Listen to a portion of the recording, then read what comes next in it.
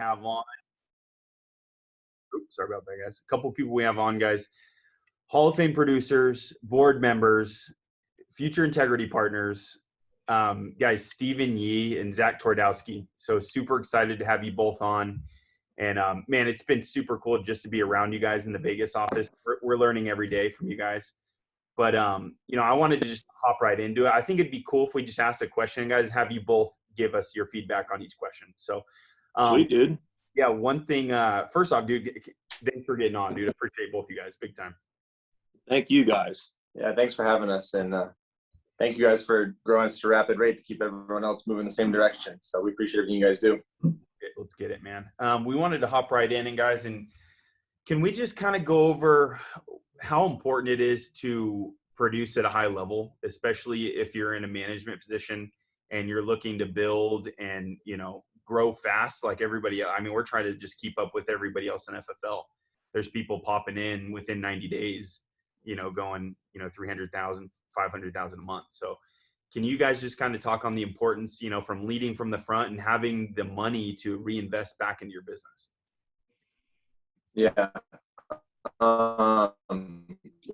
So I think that, like you said, there's two different parts of it that are important, right? The first part is that no one, like if I was hired, when I was hired in this business by someone who didn't write a lot, then I didn't really want to work with that person and be plugged into that team because they didn't relate to me at all. And I knew I was going to write a lot of business, right? So, and I realized that early on. So I just found other people that knew how to write and worked with them. And then we kind of outgrew that person. But I was really cognizant of that when we started building and to keep writing at the same pace, because I didn't want people that we were hiring to go, I can't work with this person because they can't teach me how to sell insurance, right? Because that's the whole point when you come over to get started. Like, it's great to build a team and everything like that. It's amazing. But when you're first getting started and you're a manager, you have to remember people are trying to come over here to pay their bills or improve their financial situation. If things were going great and they were making $500,000 a year and all their debt was paid off, they wouldn't probably make a switch, right? We get a couple of those, but it's very rare that's the case. So what new agents are looking for is someone that can come on and has done it at a high level and can teach them how to make money doing this and make sure that they feel supported, right? And what can happen is if you're just sitting there and you're not out there leading from the front and you've never done it, then you're going to lose a lot of respect for your team, right? Like, I've heard other managers have asked me, what do you do when someone goes, well, why would I go on a travel trip? You've never done that. And I'm like, I've never had someone say that to me, because everything I ask people to do, I've already done, right? And I know me, like, I'm a little bit like direct with people. If someone told me to do something that they'd never done, I would definitely question them on it. You know, so, but like the same thing, that's why I listen to Sean and Andrew, because I know they've done everything they're asking me to do. And I know that it works. So they showed me the result from it. So that's part of it. And if you lead from the front, and leading from the front is a term we use a lot, but it means going out there, writing a lot of business, running 30 appointments a week, and letting everyone know exactly how you're doing it, right? If you're getting 150 leads a week and you want to sound special and say you only got 80, that doesn't help anyone, because it's not true, right? So tell everyone exactly what you're doing and be crazy transparent. The other thing is, some agents, we had this in our group the other day. I had to talk to some people. They were like, this guy said he ran 9 appointments. And I was like, that's why you had a bad week. He's like, well, I just didn't want to say that I ran 20 and only sat with, and only wrote like 4 grand. I'm like, dude, we want people to be transparent. If you, excuse me, if that happens to you, then it lets everyone else know they can do it and it's normal. But if you go, you know, I only ran 9 appointments, wrote 4, and you don't let yourself be vulnerable, then you're just making yourself sound better than you are, and it doesn't help anyone, you know? So be crazy transparent, and then people can replicate it. Like when Easton was like, I'm gonna do whatever it takes, what do I need to do? I'm like, dude, run 30 appointments a week and you'll get better really fast. And he did it, right? But he only did it because I did it first. And then what happens when I did it, now Easton does it, then all of a sudden we have 5 or 6 other people doing the same thing, and it grows that way, and you have a really profitable, stable business. And then the second part of it too is, you know, if it takes you 15 grand a month to live from an issue paid standpoint, live a pretty comfortable lifestyle like that, then what you can do if you write 40 grand a month is all of a sudden you have an extra $25,000 to $30,000 to play with, right? And by play with, I don't mean like go buy a Ferrari or 3 houses, but you can put that money into stuff that makes you more money. So you can hire some recruiters, you can get an office space, and your whole goal is to then produce all of your personal production income with building a team, right? And then what Andrew told me too, which like another step past this, is you only want to buy things that are liabilities with override income or passive income, because then you'll never get stuck in the rat race, right? if you go buy $1 million house and you're writing $500,000 a year, if you stop running business, you can't pay for the house anymore, right? So you will always have to be in the field. But if you wait to buy that same $1 million house until your team's doing $1 million a month and you're making, 6 figures a month, then you don't ever have to worry about it. Yeah. So I think that, just understand, like, you're going to make a lot of money up front, but you're going to have to keep doing the activities that produce that income if you match your lifestyle up to it right away. But if you take that extra money, put it back into the business and then grow on the passive side, then you can do whatever you want with the money once you get to that point. So I think if people can just learn to be really patient when they're starting to write a lot of business and put it into something that's going to generate them more income, then you won't have to worry about money again. But if you don't do that, then you're going to have to run the field, 30 appointments a week for the next 20 years until you build up enough, residual from personal production. So, Josh, I'll pig you on this. I mean, I'm a big fan of, like, success leaves clues, right? You look at the first few integrity deals we've gotten. You look at, like, Paul, Mark Mead, Andrew Taylor, Matt Smith. What do they all have in common? Hall of Fame producers. You look at the guys that are about to get a deal, Eric Schmidt, right? Zac Twardowsi, you guys, Josh and Landra, Matt Walker, Rob Richmond, myself, Nina Hayden. What do we all have in common? Hall of Fame producers. Yeah, you can point and say, hey, Nick Ayala didn't. He wasn't one. Yeah, dude, he's an outlier. But besides that, dude, almost everybody that was or is going to be an integrity partner, some sort, produce at a very high level. Why? Because they respect you to do what you're going to say. So, like, I'm a big fan of, like, you can't teach me something you've never done. Yeah. So, like, if you've never written 50, 60 grand a month, you can't teach me to write 50, 60 grand a month. Right? Like, yes, I get it. I'm no longer in the field. But when I was in the field, I wrote so much business that, like, the current existing team tells stories to the new guys about how much business I wrote. Yeah. So, like, the credibility's there. Like, the respect level's there, too. So when I say, hey, this is what I used to do when I used to travel, and I broke down the steps, they're like, dude, that makes sense. Yeah, because I did it, dude. Yeah. Not because I'm like, hey, I think you should do this. This is on theory. Yeah. No. Like, what we do is everything is practical. You know what I mean? So, like, that's why for me, it's like, if you guys aren't writing at a high clip, you need to ask yourself why. Is it because you're lazy? Is it because you just flat out don't want to do it? If you guys took your existing writer base right now, like, as in, Relentless, Prevail, Supreme, every group you guys have, right? And didn't add any more people, but taught them how to write some business, you guys would be at $3 million a month. Yeah. Because your issue pay numbers are so low. Because you guys take the MLM approach, which is we have a lot of agents do a little bit. And then you have Zac Twardowsi, who has a little bit of agents, but they all do a lot. Yeah. And so integrity looks at that and goes, Zac has no liability. All his agents have money. They'll never roll his debt. So we'll buy his business first, no problem. And so, like, if that's what you guys are aspiring to be, I would say go write a lot of business and lead from the front and show your team how to do so. Yep. And I think, it's double-sided too, guys. Like, if we're the FFL, we're promoting 10K a week, but then we have managers that, it's just, they're not doing that, right? But we're still promoting. And then the expectation for the writer coming on, it's like, well, I just need to do 5 to 10K, a month. And it's like, dude, you should just go get a job. We should just go back to W-2. And I think that's one thing, guys. We got the issue pay numbers for the month. Last month, our total numbers, we did over 1 million still, but we went backwards a little bit. But we had like 8 writers do over 20K on the whole team. And we had 240 writers on the team. Can you guys kind of touch on how dangerous that is as a writer if you're doing anything less than 15 to 20K? Like, first off, it's stressful. It's more stressful, right? Because now we're living, commission check to commission check with chargebacks and lead flow. Can you guys just kind of talk about, like, how dangerous that is to live in that spot if you're not doing 15 to 20K? Like, why here? Why stay with FFL, and why not just go back and do some, find something else? Yeah, I think the best way I can kind of explain it is that if you're only doing less than 15, it's just most of the time, 99% of the time, it's due to inconsistent work, right? And if you're working hard though, right, and you're doing 15, you're running 20 to 30 appointments a week, you're working hard, you're not seeing the result yet, that's okay. Then if you're doing that, then that's actually a good thing, because all you need to do is find someone. It doesn't even have to be someone on your guys' direct upline or team. Reach out to someone who's willing to spend time with you and teach you how to sell, because that's the easiest problem to solve, right? Like, I do a lot of coaching calls with our team, And like, dude, the ones that were, they're like, I'm really struggling to set even 5 appointments a week. I'm like dreading it. Right. But then the agent that, cause I know they're just not work, but the agent then that goes, I'm running 30 appointments a week and I'm only writing 4 or 5 grand a week. What do I do? I'm like, I'm all over that. And I really want to work in there because I know that it's an easy tweak.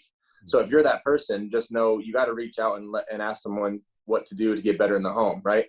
But if you're working inconsistently and you're writing less, like 10 grand a month, what will happen is you'll make a little money. Right. And then say you go out 1 week and you write 5 grand and then one of those policies falls off, you spend the other 4 catching up on bills and stuff. Then the next time when you need money, you go to run business and you don't have money for leads. Plus now you have $1,000 chargeback, right? So you can't write, you're not gonna get paid anyways. And then you put yourself in this dark spot. Whereas I think if everyone understands it's an advanced business, an amazing business. And if you write good business, if you write 10 policies, one of them will fall off the books that week, right? It is what it is. No. But if you understand that, then you can keep accounting for it. And it never catches up with you as long as you work consistently. But it can take people out if you run, 20 appointments 1 week and then no for none for the next 2 weeks. Then what if something comes up, right? Like what if your kid has a surgery or your car blows out or something pops up and then the money you had allocated, little money you had allocated for leads, you put there and then what do you do, right? You're not going to not have a car. So, but it's all preventable if you just work consistently because the numbers will work themselves out every single time. I've seen it. I've never seen someone run 30 appointments a week for 2 months and not figure it out, but I have seen people do it for a week or two and go, I don't know. And then they go back to what they were doing and they fizzle out of the business. Mm-hmm. Dude, I think it's harder to live on the 15K issue paid than it is to live on the 50K issue paid. Mm-hmm. And what I mean by that is like, dude, like, you know how stressful it is to know, oh my gosh, I might not be able to make my mortgage payment this month, or, oh shoot, car payment's due. I'm not writing enough business. Like, how am I going to override it? Or do I need to write a policy on myself to pay my car? Like, I'm only saying this because I've been there. But what I can tell you is when you issue 50K a month and your lead bill's 10 and the insurance companies pay you like 35, like, dude, it's so easy to, like, that's where people get complacent. People get complacent at that mark, not at 15K. They get complacent at 40, 50, 60 issue paid because, dude, like, you're bringing in almost $500,000 net. So I say that because the difference is, like, you have to almost choose not to work when you're writing 15K a month and less, my opinion. Like, everybody on this call right now can go buy leads, like 150, 200 leads today. Go book 30 appointments over the weekend, like 10, 10, and 10, Friday, Saturday, Sunday, and you'll sell 10 grand that week. And if you do that and it doesn't work, call me. I'll pay you for your lead bill. I'm just being real. Because, like, we got kids on our team that are 19, right? So much sales background, 19 years old. And they suck so much at what we do that they blindly follow the system because they have no other choice, because they're not smart enough to think outside of the box. So they book 30 appointments, sit on 20, and because people fill out the information, half of them naturally buy on their own. Yep. We got 19-year-old kids writing 10 grand a week. Yep. Yep. Because it's the system. System stands for save yourself, stress, time, energy, money. So, like, plug into the system. Don't create your own. Like, if you were so good, you'd be your own IMO. Yeah. Yeah. You know what I mean? So, like, that's just what we tell our guys in our group. It's like, dude, I'm sorry. I didn't know you had a system that created 49 or 59 Hall of Fame producers last year. Yeah. We do. Just plug in. You know what I mean? Woo! That was good. Gold, guys. And another thing, guys, we're getting a lot more people starting to do travel trips, which is awesome, right? Like, California's super saturated. You can still get leads, but dude, if you look at the heat map, it's just like, dude, I'm going to go work there for a couple of days. How important is it to diversify your lead flow and not just have, like, CRM? All the leads in the CRM are awesome, but how important is it to have other stuff if you're going to go travel as well, just to improve your chances of being successful when you go run that travel trip? Yeah, what I always loved doing travel trips, and it was the same thing when I was in South Carolina 3.5 years ago is when I started doing travel trips, right? We had like one lead type, and there wasn't any available to lock out any counties back then in my area, and that was the only type of leads we had. So what I did is I would always go and I'd run the leads in the CRM, the age mortgage, the age mailers, and all that stuff. But I always wanted to have a base of appointments that I knew would make my time more efficient, right? So meaning, like, the only difference between different lead types is just some of them are take less time throughout your day to dial, right? So I wanted to do on a travel trip, but my goal was to run Thursday or to dial Thursday and then either leave really late Thursday night or really early Friday morning and then run Friday, Saturday, Sunday. But you don't want to book more than 48 hours in advance. So I would book all day Friday and leave open Saturday morning till like 11, right? And the reason I wanted to have some mortgage mailers or something else locked out there, final expense, whatever it was, some other lead type, is because where you may have to make, like with mortgage leads, if you get 10 of them, you'll set 7 to 8, right? Mm-hmm. Whereas with internet leads, if you get 100 of them, you'll set 15 to 30. Yep. So when I'm traveling, I wanted to make sure that time slot I had on Saturday morning, I could get my Sunday booked up from there. And I wanted leads that were just a little more efficient to dial. Yep. So that's the leads are all the same, but when you're traveling and you're away from your family, if you have kids, you're away from your kids, you want to make your trip as efficient as possible. So that's why I think it's really useful to have other lead types there. And you can make it work with internet leads, but you just won't be as efficient and it won't be as easy to book up a third day while you're out there, if that makes sense. 100%. And I think, Steve, real quick before you go, there's a lot of guys that, they're starting to get in the groove, right? They're buying more leads, they're traveling, but it does take those 800 to 1,000 dials on those internet leads to get the same results as making 100 dials on mortgage leads. Mm-hmm. So you're either going to invest more into your lead flow and get better quality leads, or you're going to have to work your ass off and book more on the phone and get because guys, it sucks getting out there and only having 6 appointments and you have to door knock 40 leads. Like I would rather dial 1,000 leads 1,000 times, pick up the phone, instead of going out to door knock 40 leads. That's just me. Right. And always dial before you go too. Because if you don't dial before you go, like if you just go out there and try to door knock, it's like kind of like convincing yourself you're working, even if you're really not as efficiently working as you could be. Right.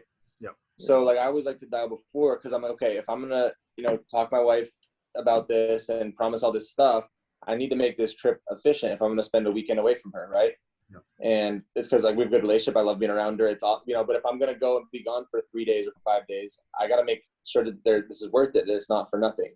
Yeah. So dial before you go and be crazy efficient with your schedule and you'll make a lot of money. But if you go out there and have no appointments booked and try to kind of door knock and make it work, you have no shot. You might as well not even go.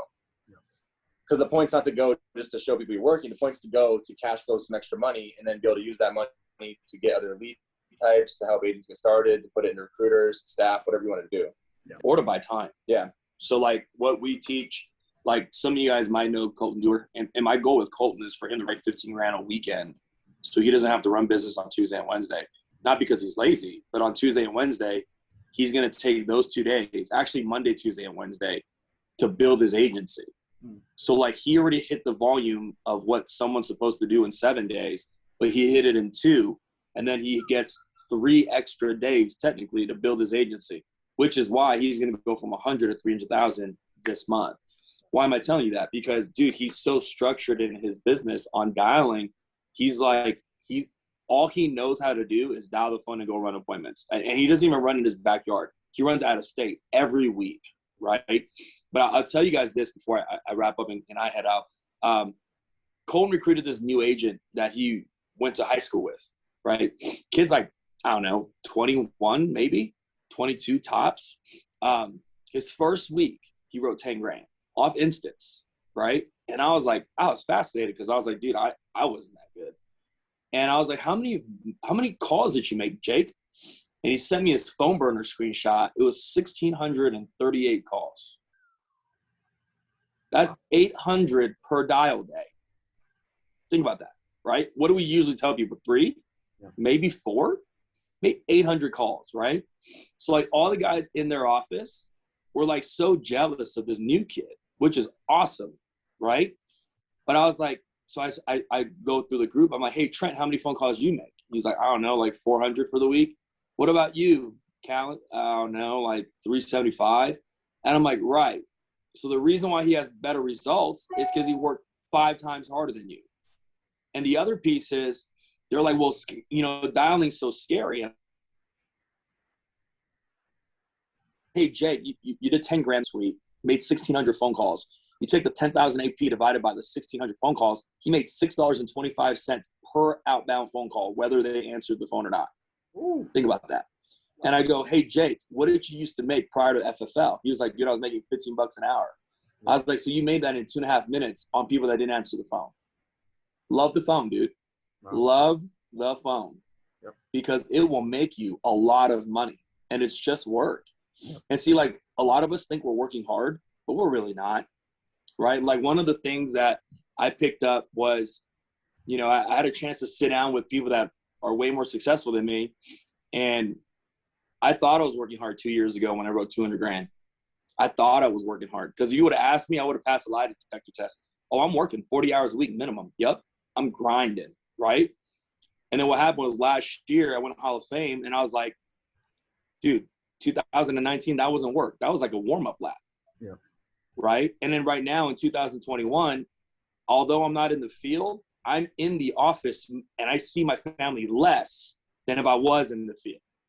And I'm like, yeah, 2020, when I went to Hall of Fame and did all that stuff, I wasn't working. I'm working right now. I'm working 60, 70 hours a week to try to get this integrity deal. Yeah. So, like, you can change your quote unquote like standard of hard work. Like, if you really look in the mirror and go, what am I really doing? Break down your calendar and see, like, from this time to this time, what am I really doing? And, like, thinking about the business doesn't count as doing the business. Like, some of y'all think about FFL a lot. Y'all sit in the office, you sit at home right before bed or whatever it might be, and you're thinking about the structure and how am I going to make the override? I'm going to recruit, and I'm thinking about the new system I'm going to put in place. Whatever. That doesn't count, dude. That's not activity. Right? Activity is like getting on the phone, seeing clients, doing Zoom meetings, meeting with new agents, getting them off the ground. Like, are you doing 12 hours a day of that type of work? Yeah. You know what I mean? Like, if I sat in the office for 8 hours, but I took 3 phone calls, I didn't work 8 hours. I'm sorry. Right? So, like, define your definition of hard work, and we'll see how hard you're actually working. Gold, guys, gold. I hope you guys are and it's, again, everybody, it's just a reflection in the mirror, guys. We got to look at ourselves and what we're really doing, and the results we're getting. You know, is it because of just a lack of effort and the lack of, you know, because everybody wants to write 40K, right? Everybody wants to be profitable and build a huge agency, but it's like, guys, what are we really doing? You know, like, if for us only to have like less than 10 people do 20K and we got like 180 full-time agents, guys, it's like, what are we really doing? So I hope you took notes on that, guys. And these are both people, you know, both Hall of Fame producers. You know, Zac took 3 months out of the field. Last September, he got out of the field, guys, and he did 900,000 last year. So, you know, how hard are we really working? And then, guys, if you're seeing the results, up your lead flow and up your lead, get better leads. You know, you don't want to have to work and dial 1,000 times each dial day if you can just get better leads. You know, because then you can invest more of your time into building your agency and reaching out and getting a hold of more talent to come work with you. But you guys, it's hard if you're not doing it and you're not showing people how to do it. Why would they want to come work with us? You know, and I'm talking myself down. Like, if you haven't done it, you're not willing to do it, people aren't going to want to come here and do it. Because, guys, people can make 5 to 10 grand anywhere else besides FFL. They could go find a W-2 job and have weekends off and not have to do this. So, you know, why do 5 to 10 grand when I can just go do that and sit at home with my family all weekend and not stress about chargebacks? So we really need to take a look in the mirror and, like, get after it. Like, legit, our average writer is like making $5 grand a month. That's just unacceptable, you know, because I've talked to you guys, like, we all come from a place where, you know, that would be cheered and everybody'd be pumped about it. But here, guys, it's like, no, that's not good enough for you. It's not good enough for your family. Like, we've got bigger goals than $5 grand a month. You know, anybody can do 60K a year. Anybody. I could go back to bartending and make 60 grand, you know? So are you doing enough to get uncomfortable and getting out of your box right now? Are you investing as much as you can to get back into the field, get back, you know, get more appointments, make those dials? Guys, I'm talking to a lot of people coming on. They think the standard's 100 to 200 dials a day because that's what we set forth. Oh, just make 100 dials. Guys, if Steve's guys are making 1,000 dials, 8 to 100 to 1,000 dials each dial day, it's hard not to be successful when you're out in the field because you're seeing 15 to 20 people. Guys, you've got 15 to 20 shots to make 8 to 10. It's a lot easier, right? But we're trying to make 8 to 10 shots off 8 to 10 chances. It just doesn't add up, right? So just give yourself more wiggle room and just bust your butt on the dial days. Like, guys, Bakersfield, you know, there's not people showing up to dial till 10 a.m. Guys, Brittany Jarrett on Zac's team is done dialing at 9:30. She gets to the office at 7:30 and is done by 9:30. And she issues 80 grand a month. You know why? Because she can invest back into her business. She can get better leads. And she, you know, guys, if you have better leads, your dial times are going to be lower. So she can spend more time building her agency. And people are going to want to go work with her because they're like, she's a mom of two and she's issuing 80K a month. So guys, let's all take a reflection, look in the mirror, man. Let's get after it. You know, it's time.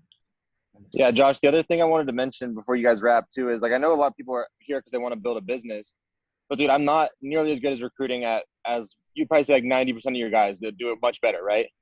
But dude, I've recruited so many people just by being like, this is all I did in the field, who are very talented, right? And then they go, oh, and you taught Easton to do the same thing, which is not true, but that's what they think. He did it on his own. I just kind of told him what I was doing.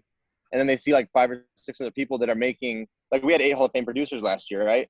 So people like look at the company and they go, okay, like, you know, maybe I'll look at, I met so-and-so, but then I kind of want to work with you because you seem to know how to teach people how to sell more insurance. And that's a big, dude, I use that all the time. I'm sorry. Like, if they talk to someone else and they're like, hey, what do you think? I'm like, everyone in FFL is great, but man, all of our guys sell a lot of insurance. It's really attractive, right? Yep. 100%. Yeah, you want to go where the winners are. That's just how it is. You know, everybody wants to go to the Lakers and, you know, the best teams, right? It's like you have the history of winning. And guys, if we have a history of being mediocre, there's not going to be wanting people to come work with us. It's just facts. They want to go with the teams that are making money and that can show them how to make money. So it's pretty straightforward. Zac, can you go over a little bit of some like in-home, because I feel like a lot of your guys, obviously outside of lead flow, we got it. Everybody knows. Comment below a 1 if you understand why Zac's team is able to write so much. Okay, so we know that lead flow is key for their business, but it also comes from structure in the in-home. Zac, can you share with everybody just some tips that a lot of your guys are doing that you did that are helping them get to Hall of Fame, shoot 4 months into the year? Yeah, I think so the first thing to understand with in-home, especially if you've not worked leads before, is that if you call someone or someone fills out a form, let's start there, whether it's online, whether it's through the mail, whatever, they're somewhat interested, right? Oops, did I lose you guys? Okay, there we go. All right, so they're somewhat interested, right? Then if they answer the phone and talk to you about it, then they're more interested. If they book an appointment with you, then they're pretty interested, right? Like, I use this analogy with our team a lot. Like, I get on my Facebook, I get advertised like a lot of shoes and stuff, okay? So if I filled out something to get a special pair of shoes, let's just say, and someone called me and was like, hey, I got to come over and make sure they fit you right before you can get them, I would have to really want them to let them come over, right? So I think the biggest mistake that people make, though, is they get in the home and they think that they still have to sell it, and you don't. You just have to be presumptive and find something that fits the client's budget and understand why they're looking into getting insurance. So knowing that, you can be very assumptive in the home and you don't have to be salesy at all. They don't care about the carrier. They care that you can shop around for them. They don't care what carrier they're going with. They just want to know that you're going to help them get a policy and that you're going to be there if they die to make sure it gets paid out. That's what the clients care about, okay? So knowing that, so that's the background for why I do my in-home the way it is. I'm very assumptive and I know that they want it, otherwise they wouldn't have me come over. So then when you sit down with people, and there's a lot of different in-homes out there, but there's a lot of things, people like, I say 3 things or whatever, right? And I don't know, I didn't like it, and because I always kind of mixed it up and jumbled up my words. So what I always did, and it works for every type of lead, right? So I go, hey, Alondra, I assume you filled out this lead. Say it's an early. I assume you filled out this lead online because you want to make sure if you pass away, you're not going to be a burden on someone, right? I don't go, hey, Alondra, why'd you fill this out? I don't go, hey, what are you looking for today? It's a very directed, pointed question where there's only one answer. It'd be really awkward if they answered a different way, right? So then she goes, yeah. I go, awesome. So, and we can role play a little bit on Alondra. Pretend like you're 60 years old, okay? So, okay, I assume you filled this out because you want to make sure you're not going to be a burden on someone. Is that right? Yeah. Got it. So, okay, that makes sense. So who would the person be that would be the beneficiary for this policy? It would be my husband and my kids. Your kids? Okay, got it. Let's just do kids just to be easier because I don't want to get into the weeds if the husband's not there, don't ever do the appointment. So let's just say it's just her kids, right? Okay. And again, the first question is, who is going to be the beneficiary for this policy. You're already assuming the close right off the bat, right? I'm like, we're doing a policy. I just need to know who's going to be. So, okay, so your kids, got it. So you live in Vegas, right, Alondra? Where do your kids live at? They live in California and some live in Texas. Got it. Are they married? Do they have kids? Or is there one of them that's going to be in charge of most of it? Or how does that all work out? Yeah, I think they're all, like, there's one, but it's mainly all of them that will come together, but it's one kind of making sure everything's getting done. So you'd leave it to that one kid and they would take care of all of, like, kind of distributing the money and everything like that, and they'd pay for the funeral and all that stuff? Yeah, and then they'd split the rest. Okay, got it. What's that kid's name? His name is John. John. Okay, got it. And then is John married? Does he have kids or anything? Or John's a single, but he's got 2 kids. Okay, got it. That makes sense. And then were you concerned mostly just like if you pass away to make sure the funeral's covered, or do you have other debt, or what does that look like? Like, what all does this need to cover for you? I mean, well, I have my house, so I want to make sure that he has enough time for my house. He's got to take all my stuff out of my house, and then, you know, I'd like to leave a little bit of money behind for them to cover any bills or anything that I have. Okay, got it. And then do you have like a baseline idea of what you think it would cost to cover everything you need, like the house, funeral, all that stuff? Like maybe 20, 30,000, somewhere in there? Probably, yeah. And again, that's like, I want to point that out. Like I don't go, hey, how much do you want? I ask a question, but I give them a couple answers, right? Because if you go, how much do you need? They might say $1 million. So I go, okay, so just, you know, that would probably cost what, 20, 30 to take care of all that stuff, right? And they'll go, yeah. Because like, if you understand, the other thing is if people are not confrontational, most people are not confrontational by nature. I might be a little bit, but most people are not, right? So if you give them a suggestion and kind of push them one way, they have to go pretty far to their way to argue with you. And most people won't. They'll go, yeah, that sounds about right. So then you go, okay, got it. So basically, like, you just want to make sure if you pass away, you're not leaving John in a position where he has to come up with 30 grand overnight or 20 grand overnight, and he can take care of his other siblings, the house, funeral, and just kind of cover all that stuff for you. Is that about what we need to do today? Yep, that's exactly okay, right. Got it. And the other reason I do that too is it's a natural way to build rapport, right? Whereas like if I start talking to Alondra, I'm like, oh, I like your curtains or your dishes. She's like, who cares? Well, you're here to sell me insurance or get me insurance. Why are you building this awkward salesman rapport? But like, Alondra, if you're meeting with someone and they're leaving money to them, like, who is the person they care about most in the world? Obviously, they're beneficiaries. Yeah, and the person that they care about most, like, who do they like to talk about the most, and who are they proudest of, and who do they like to spend time, you know, thinking about and talking about? Them. So beneficiaries, right? And the other thing is too, is it's like you're talking about, and they're telling you about how proud they are of their kids and how much they want to take care of them and how much they love them, and then they're thinking about, oh, I really do love my kids. They're great. I don't want to leave them in a bad spot. So like by building rapport and starting the appointment that way, it gets them in the right mindset where they're thinking about someone they really care about. They're talking about something they're interested in. And they're starting to trust you because people trust you when they talk a lot, right? Because people like hearing themselves speak. People like to talk about stuff they're interested in. So it builds a lot of trust and rapport there. So once you get through that part, the rest of the appointment can be pretty simple. And there's a lot of inventory trainings online, which you should watch. But from there, all you got to do is go, hey, so my job is really simple today. I don't have any pitch for you or anything. We work with a whole bunch of carriers. And I have this client suitability worksheet, which I used in every single home forever because it allows you to have perfect structure in the house. And if they don't want to answer a question, you can just go, if Alondra's like, I don't want to tell you much I make. I'd be like, okay, what's on this sheet? I got to fill it out. So what's your monthly income? Right? It gives you a lot of power to kind of push back and just pretend like you're just trying to do your job. Right? So anyway, so we work with a whole bunch of carriers. The way insurance is priced is based on your age and health. And it's all state regulated. So based on how you answer the questions on this inventory sheet, I'll be able to figure out what the best product and policy is for you and your family. It should only take about 5 minutes to get through that. We'll look at some numbers and we'll put through an application. And the insurance company can tell us if they approve you or not. And then if they say okay to that, then you're in the clear and just go through the inventory sheet. If they go, the most common one was, we kind of want to look at price and shop around or whatever. Go, yeah, no problem. Like I said, my job's to shop around for you.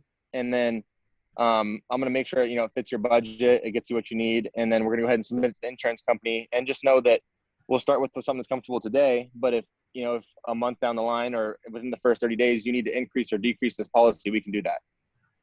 So I'm just trying to kill all the objections up front. Because once you get to that point, that's 15 minutes in the appointment. If they're pushing back like crazy and you have 10 more appointments, you can leave. But if they're like, yeah, that sounds fair, then you go through the rest of the appointment and you get them a policy, because they're not going to have any objections if you set it up that way. Money. I hope everybody took note of that. Zac, you know what's crazy is a lot of our agents are going in not using the financial inventory. Like they just think that they can go in there and chicken wing the whole questionnaire, and they're forgetting all these questions, and it's pointless. You can write the same thing, you can memorize the same question, but it makes a big difference when you have that form. Yeah, and it's like, Alondra, I ran, I don't know, probably thousands of appointments, right? And I'm not a complete idiot. I knew exactly what was on the form, but I kept using it because it adds professional structure to your appointments, right? Where if you're just writing it on some scratch piece of paper, they're like, what the heck? But if you're writing on something that's formatted a certain way and structured a certain way, then most people will just answer the questions because it's on a piece of paper. But if you start asking random people questions and you're writing it on like a yellow legal pad about like their medications, they're going to go, why do you need to know that? But if they ask you that and you have the inventory sheet, go, I don't know, it's on here. It's part of the underwriting process. I just got to get it. And then they'll do it. Makes it super simple. So hope everybody took that. Zac just went through a whole in-home, and you guys saw how quick it is, and that's how you guys are able to write these 45-minute to an hour appointments. You can book your appointments if you guys are structuring it that correct way. Zac, can you go over some some booking tips? A lot of people are booking at a high rate, but then they're getting no-showed a lot. Can you talk a little bit about what we can do to prevent that? Yeah, so I think the biggest thing that all the phone scripts are great, and do all the stuff where everyone tells you to get them to write it down and all that sort of stuff. But the one thing that I think I did well in the field was I always nailed down everyone's schedule, right? So if I call Alondra, I go, hey, Alondra, this is Zac. I'm getting back to you about the request you sent into my office about the state-regulated life insurance plans. Just calling to verify real quick. You put your birthday was this, your address was this. Is that all correct? She'll go, yeah. Like, okay, cool. My job is simple. I'm just a field underwriter. So they just send me out to check your ID, ask you a few health questions, and go over eligibility with you. So that being said, my office has me dispatched out your way all day tomorrow. Are you working, retired, or disabled? I'm working. You're working. Got it. What's your typical, do you work a typical 9 to 5, or what's your work schedule usually like? Yeah, I'm usually home by 3. By 3. Okay. And then are you married, single, or widowed? I'm married. You're married. Got it. What about your husband? What about your husband, Josh? Does he work still, or is he retired too, or? He's home by 5:30. He's home by 5:30. Okay, got it. Well, like I said, this is pretty simple. My job is to get the information out to you and go over eligibility. You guys can do whatever you want with it after. I'm pretty slammed tomorrow. I have about 11 other families I got to see, and I don't have one right at 5:30, but I could do about 6:37. Is there any reason you guys won't be home at that time? Nope. We should both be home at that time. Right, and then still do all the same stuff to close out the appointment. But my whole goal is to figure out exactly what their schedule is, so that even if they forget, they're still there, right? So like same thing if they're retired. I go, hey, Alondra, do you have any doctor's appointments, grandkids, your grocery store, anything you got going on tomorrow, or do you anticipate being home most of the day? I have a doctor's appointment in the morning. Got it. What time is that at? Well, it's at 10. It's at 10? Okay, got it. And you got to drive. So like I said, I'm real busy tomorrow. I have about 11 other families I have to see. I can squeeze you in at about 7:30, 8 a.m., or we could do around like 4 p.m. Which works best for you? Let's do 7 a.m. Right. So, and some people do the option thing, right? Which is fine, but you have to figure out their schedule first so that you can offer 2 times that you know will work. Hold on. Sorry, Andrew was calling me. So you have to offer 2 times that will work for their schedule, right? And you have to keep it simple, assumptive. And the only thing I ever did to overcome objections, no matter what you said, say you go, I don't remember filling this out, or I'm not interested anymore, whatever. I'd go, my job is, like I said, is pretty easy. What they do is they send me these requests over. So all I have to do is just, go over, check your ID, age and health, all that stuff. And I'll leave you with what you requested. And that way, what I can do is I can get you off our list and stop bugging you. So anyways, tomorrow you said 8 o'clock would work, right? Yep. It doesn't matter what objection you throw my way. I already took care of it. I already got insurance. Like some people have the tendency, if you already got insurance, to go, oh, what'd you get? I'm like, no problem. Anyways, they sent the request over across my desk. I just got to get our information out to you. Like I said, 10 minutes in and out. I'll leave you with our information. You can ball it up, throw it away if you want to. But I'm just trying to do my job and get over to you and get you off our list. So 8 o'clock tomorrow works? Yep. And they go, yeah. Because if you argue with them, then you're toast. But if you agree and go, I'm just trying to do my job, dude, what time are you going to be home tomorrow? I don't care if you get it or not. That should be the one that overcomes every objection. And it doesn't work every time, but it works like half the time. It works more than you think it should. You're like, that shouldn't work. Like it does though. Yeah, no, it's super cool. Zac, I don't want to take too much, but is there anything left that you think that you could leave everybody with, whether it's the managers or it's producers, because you see our numbers and you tell us all the time, it's like, yeah, we could be smashing it. And so anything that you think that would help our team as your final tips, we'd greatly appreciate it. Yeah, I think one thing that we've always tried to do, like Easton and myself, is understand where we're deficient and get help there is one thing, and then try to get a little bit better every single week. So like we were very bad at recruiting for a long time, and we're finally starting to add a lot of writers right now, right? So what we did to get there is I looked at people who were growing outside of our group because I wanted different opinion. I appreciated the people in our group and I respect them a lot, but I wanted other opinions that I hadn't heard before. So I got really good at reaching out to people like you guys and Jordan Lowry and Andrew and Grady, right? So figure out what you're not good at and find someone who's good at it and ask them for their help, because people will help you here, right? So if I'm struggling on the phones, I go, damn, Easton books a lot of appointments. I'm going to call him and get 5 minutes of his time, have a few specific questions for him and ask him to help me. Or if I'm struggling with in-home, I find someone's in-home that I like that I think I could duplicate and reach out to him and go, hey, can I get 5 minutes of your time? I have a few specific questions on in-home. And I always said it like that. I'd go, hey, Grady, can I get 5 minutes of your time? I have a couple questions about recruiting or speaking. And I'd let him know I have a couple questions, 5 minutes, because I don't want to take up 30 minutes of your time. So if you let people know that, then it's good. What we don't want to do, and what I don't like to do, is when I jump on the phone with someone, right, who wants help, like if Alondra calls me and she goes, hey, how's your day going? What's up? And I'm like, good. How can I help? Oh, I just wanted to kind of reach out and chat with you for a bit. I'm like, no, I got to go. But like if you go, hey, I have 3 specific questions about in-home, we're going to through them real quick. I'm like, yes, let's do it. So I think reach out to people, be intentional, and don't abuse their time either, because people are busy, but they want to help. So have stuff planned out, think about it, think about what you need help with, and then go find people that can help you get to where you need to go. With this conference coming up, Zac, what are some tips that you could give everybody? Because a lot of people are in California. What was the best way that you can, you think people should be dialing and when they should be running for Monday? Yeah, so the conference is on Monday. So what I would do is I would dial on Sunday. I'd dial today, book up Friday, Saturday, dial Sunday, and book up Tuesday afternoon and as much of Wednesday as possible. And then I would use Tuesday morning to book up my Wednesday. So you're not missing the whole day in the field. Just shift your schedule a little bit. Okay, perfect. The other thing too, with conference coming up, there's going to be a lot of people there who are very good at this business. What I always did with annual convention is I would sit down with a blank notebook and I would think about all the stuff I need to improve on, right? So like what we just talked about, but there's a conference coming up with everyone that knows to do everything, right? So I remember the first year I wrote down for Matt Smith, I wrote down Paul McLean, I wrote down Mark Mead, and I was like, okay, I'm going to ask Matt about how I start doing some advanced market stuff. I'm going to ask Paul about how he got his mindset where it's at. I'm going to ask Mark Mead about how he got to 30 appointments a week. And so I had stuff planned out that I was going to ask all these different people. And I walked up to him. I'm like, hey, man, can I grab 2 minutes of your time? I have a couple questions I wrote out that I just want to grab your answers on. So I think you should do the same thing. Figure out what you need help with and go find people that can help you with it. And they'll spend time helping you as long as you let them know. I have a couple of specific questions for you. Awesome, guys. Well, if you guys aren't already, make sure you guys are registering for the inner convention. We have 1,000 seats left. There's no reason why we can't all be there and learn from it. We have amazing. The lineup is just absolutely insane. Zac, one last thing for you. You guys do a lot of, yes. All your people do FFL Dial, like you're on your Zoom dials.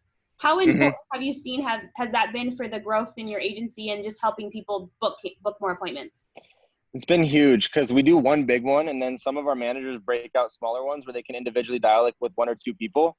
And the point of that is we do the big one so that everyone can get on and listen to Brittany Jarrett book 11 appointments in an hour, right? Which is great. But then people do the smaller ones. So like Kevin always has a smaller one rolling, and he'll get his new agents on and he'll be dialing still. And he'll go, all right, you dial. I'm going to unmute you. I'm going to listen to you, and I'm going to tweak your phone script until it's good. It's been huge though. It's a great way to coach people up.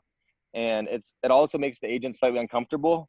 So when you're a little bit uncomfortable, you do the right thing, right? Meaning like if Alondra's my upline and she goes, here, why don't you dial for a little bit? Then all of a sudden all the dial training whereas like when no one's listening to me, I try to set crappy appointments and kind of am lazy about it. So it's a huge asset to our team. And we usually have, starting at 7:30 Eastern time, there's usually about 50 people on ours, and half our team's in Colorado and the West Coast. So we get everyone on there. We push all new agents to there. We tell people that are going through contracting to get on and listen so that they have some idea of what it looks like on the phone. And it's also good because then people say, people go, oh, Brittany just got told no 3 times in a row, and then she still booked 11 more, right? So it doesn't make it like they have magic. And they hear her dialing internet leads, and they go, oh, I thought she was running all special leads. So yeah, if you guys aren't doing that as a team, I would definitely recommend it. And I think it's huge just for everyone to be able to work together and get better on the phone. And we do it's like a competition for us too. It's great. So I love it. Well, Zac, thank you so much for pouring into us. I know a lot of us are going to implement. Everybody took a lot of notes, so I'm excited for you to see what everybody does, puts into effect for this month. A lot of people committed to 20K, so I cannot be more excited. I want to go over really quickly everybody's numbers. I really wanted everybody to really just be able to listen from Zac and Steven. I mean, they're growing. Their teams are growing at a really high rate. So I'm going to first go over everybody over $5,000. So I'm going to start with, we had Jason Loke at 5,284. We had Laura at 5,547. Jesse Hantla at 5,827. Joaquin, 5,880. Elizabeth, 5,884. Marco, 6,150. Gavin, 6,289. Emily Cruz, great job, 6,366. Joanna, 6,399. Amy, 6,526. Manuel Flores, 6,565. Pai and Santiago, 7,071. Elisa, 7,700. Where is it?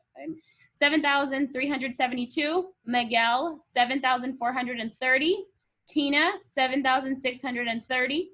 Brian, 7,915. Deanna, 8,942. Great job. And I did a lot of those in one home. Great job.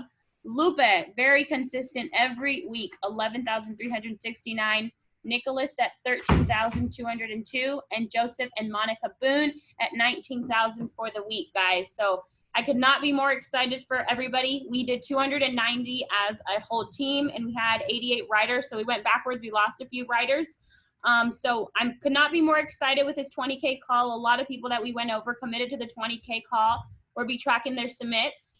If you guys were not, I believe we're going to move it to Sunday. I don't know. We haven't decided if we're going to move it to Sunday. We do definitely want to have one. So we'll probably just move it for like Monday night so we can still go over everybody's numbers because of the conference that we're going to have. But we're excited, guys. We went backwards a little bit.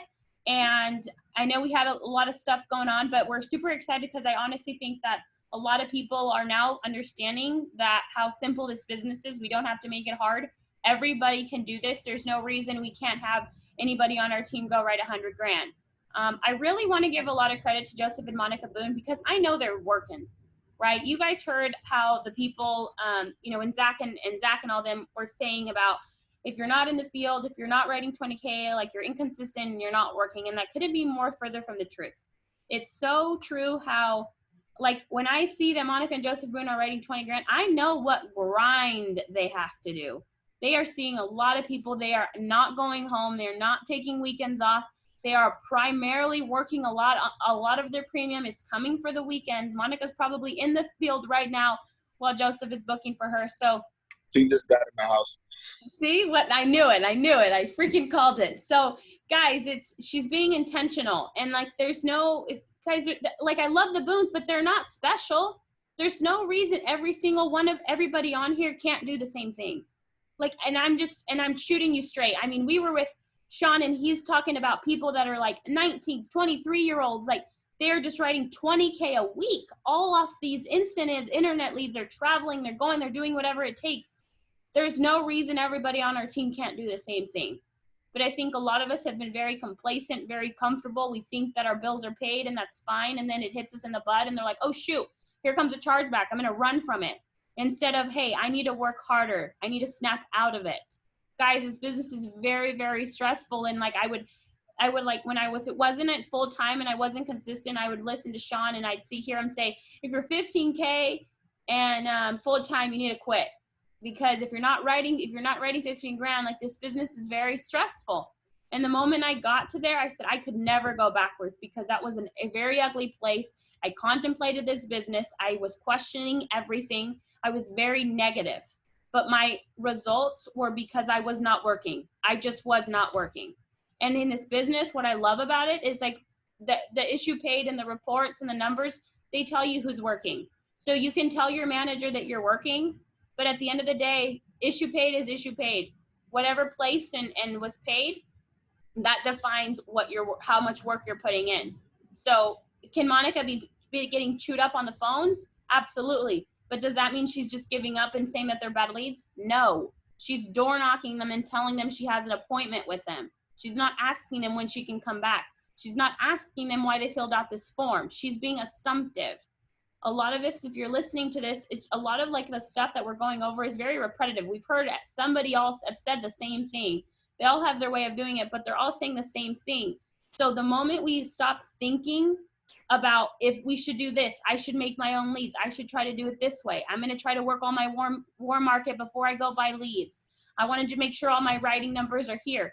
Guys, you're just like, you're killing yourselves. You want to know in the first 90 days if this business is going to be for you, and if it's not, you need to go find a job. And that doesn't make sense. You're like, Alondra, that makes no sense. Everybody, all the managers on my upline is going to profit when I sell. Why would they not want me here? Because we don't want you here if you're not making money. And that's the truth, guys. It's a very crappy feeling knowing that, hey, you work at FFL and you're not making money. What the heck? Like, what are you doing? You're very stressed. It's very easy to be just very negative. But if you're working your ass off, guys, this business is a beautiful, beautiful thing once you get over 20K. And I promise you that, because I've been there. I've been stressed. I've been through the rat race. Me and Josh have like wanted to just throw shoes at each other because it's so stressful. When we're not there, everything sucks. But when you're making 30, 40, 50, 60, 70 grand a month, life is beautiful, guys. Life is beautiful. Your families help you. They're very supportive. And it's a lot easier to grow and build your business. And when it comes to hiring, Zac said it on the money. Do you think somebody's going to want to work with somebody who sits in the office and doesn't do anything? Or somebody who went out, worked their butt off, they wrote 60, 70 grand, they wrote 30 plus, they're building a big team, they can teach their people how to do it. Who do you think somebody's going to want to go work with? You know? I bet you Monica and Joseph Boone, wait till we go and they start, all their videos come out. I can't even begin to tell you guys how many people are going to reach out to work with them, because they are killing it. They're making absolutely no excuses, and they don't come from any background. They come from a company that doesn't even work with leads. All they do is friends and family. So to come from working leads, guys, they're going to change. Like, they're doing what everybody should have been doing since day one. But we're a little delayed, and we all need to jump on the train like now, or we need to go find another career. And we love you all, but that's why we're telling you this, because it's a very, very, very stressful business to be in if you're not full-time being consistent.